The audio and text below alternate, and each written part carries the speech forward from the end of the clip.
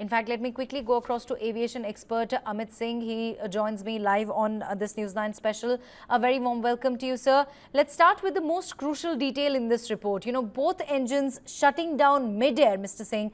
Technically speaking, how can that even happen? Are there inbuilt safeguards to prevent fuel cutoff during flight?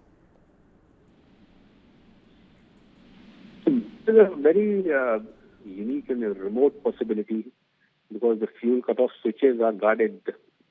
Basically, they have kind of a lock. You have spring-loaded. You have to lift them up, then operate. So it cannot happen that somebody accidentally puts their hand or it inadvertently moves. So it has to be a deliberate move for it to move from cutoff to run or run to cutoff. So there is a mechanical issue as well, which is listed initially in the report about the service bulletin, wherein the locks could fail on certain parts, and that part was also there on this aircraft. Now, Air India did not carry out the mandatory, it was not mandatory actually, it was an advisory.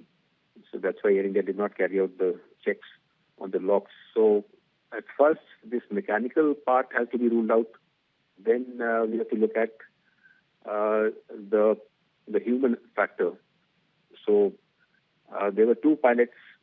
Now the report does not say which pilot said why did you cut off, because initially the co-pilot was flying, which means the captain was doing the pilot not flying duties. Whereas when both engines fail, all the instruments from the co-pilot side go blank, so pilot has to take over.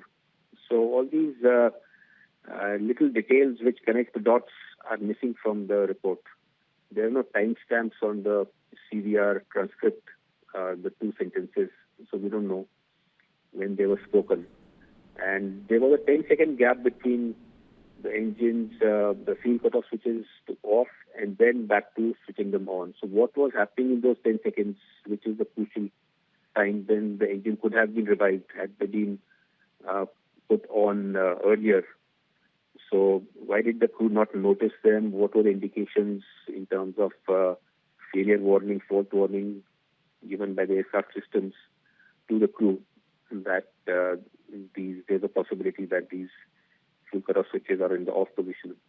Or did they actually realize it 10 seconds later? So what was going on in the cockpit? So the report does not give a lot of information. Neither does it give the flight data recorder information. It just gives snippets of information. So it's very difficult to make a good analysis Right. at this point.